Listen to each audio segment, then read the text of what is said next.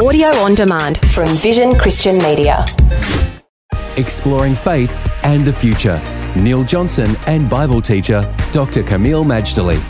Let's continue our conversation all about why we get it so wrong when we're looking for Mr. or Miss Right.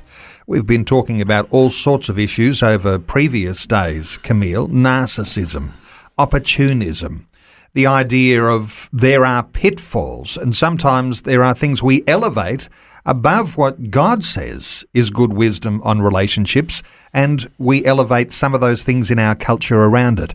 One of those issues that is a real challenge today is the proliferation, the sexualization of society, and one of the ways it expresses itself, of course, is through pornography.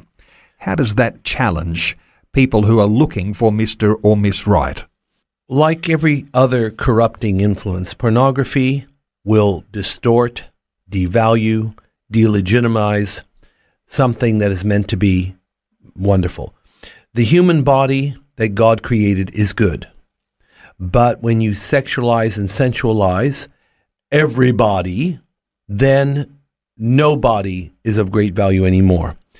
There is no problem that when you are married and you want to enjoy each other's company and intimacy, that's perfectly all right. That's how God designed it, because bolstering that relationship is a good foundation, godly commitment, of course, the blessing of God, especially if you married in the church, and things of that sort.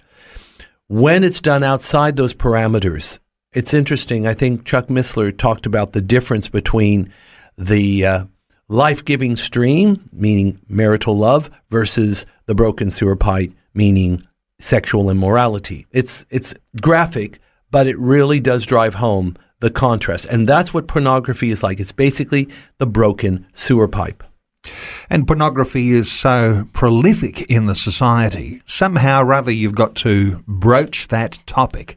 And if you're looking for Mr. Right or Miss Right, that topic has to be broached before you tie the knot. Yeah, see, if you don't deal with pornography, you're not going to view anybody properly. You will have a carnal view, a shallow view, a merely physical view. But the other thing is, you are in the grip of an addiction.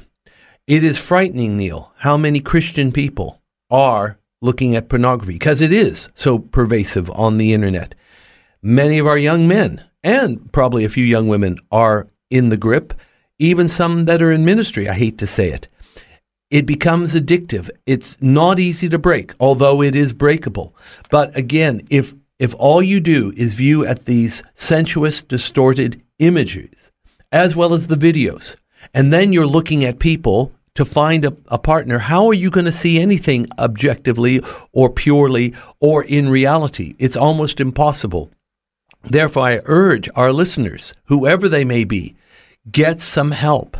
There's even help online where you can be dealing with mature people who will coach you from afar online to break free this addiction. I'm telling you, it's worth everything, because if you're in bondage to pornography or to any other vice, you'll never be free to be the person God has designed you to be. And you'll never be able to identify correctly the person who you are to partner with for life.